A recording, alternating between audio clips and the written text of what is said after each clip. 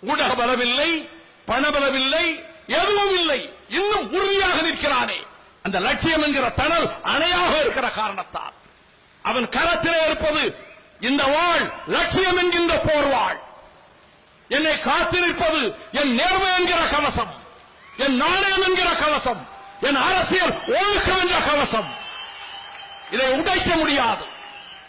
உடைக்க முயன்றார்கள், நச்சு பானங்களை தொடுத்தார்கள், அஸ்திரங்களை ஏவினார்கள், ஊடகங்களை பயன்படுத்தினார்கள், பத்திரிகைகளை பயன்படுத்தினார்கள், டீக்கடைகளில், தெருமுனைகளில், பேருந்துகளில், ரயில் பயணங்களில் எங்கும் பேசினார்கள், பேசுவதற்கு ஏவிவிட்டார்கள்.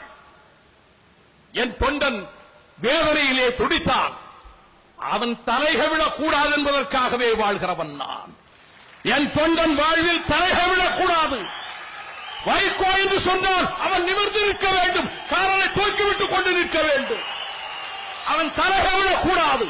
இந்த ஜீவன் உயிரில் இருக்கிற வரை, தொண்டை குழியில் ஜீவன் இருக்கிற வரையில் என் கண்மணி தலைகவிழ ஒருவரும் வைகோ காரணமாக இருக்க மாட்டான்.